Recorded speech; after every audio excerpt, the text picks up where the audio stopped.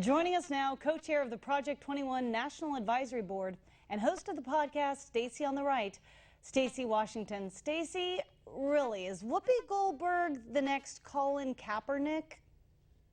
Well, for her sake, she ought to hope she's not, because Colin Kaepernick is unemployed and Whoopi Goldberg makes $8 million a year. And Natalie, I'd just like to point out, you have a job here at OAN. I work for SiriusXM. I have a podcast at Family Vision Media.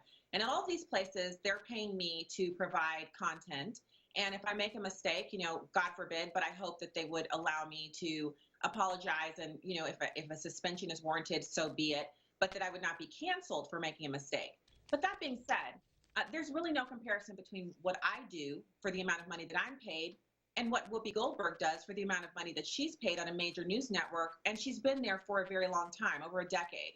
So we're talking about $8 million a year. And she says it's very difficult to fit these tough conversations into 5-minute topics. Actually, it's not.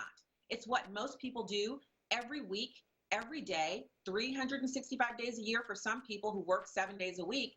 On television, these people are providing accurate news information and commentary, and they're not being paid $8 million a year, some of these folks. I know I'm not. When I go on Fox and Friends, or if I'm here, or if I'm on Newsmax, I'm not being paid $8 million or anywhere near that amount to provide accurate commentary. So it's a bit of a cop-out for her. I'm glad she's back. I didn't want to see her fired.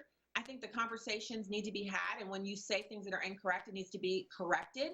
But it's a real cop-out for her to say, on the one hand, she's very grateful to be at the table, but on the other hand, it's difficult to fit in accuracy in 5-minute topic blocks, and that they need to have more conversations. And then as far as Brian Stelter is concerned, he's got a real double standard. He thinks people like me are racist for questioning Joe Biden's announcement on how he would come to a nominee. It had to be a black woman, that I'm somehow practicing white supremacy and making that comment. He refused to answer my tweet, because we follow each other on Twitter, when I confronted him about that. And so Brian Stelter is kind of sometimey when it comes to holding people accountable and adhering to the truth. So, Natalie, I'm glad she's back, but I want the new standard to be for the Sharon Osbournes and Roseanne Barrs of this world, the Gina Carano's. If you say something that upsets people, you shouldn't lose your job. It should be a furtherance and continuance of the conversation, as Brian Stelter said. And she doubled down. It's not as if she just had a misspeak during the show. She went on late night TV that same day. She went on Twitter. She was really doubling down on those comments.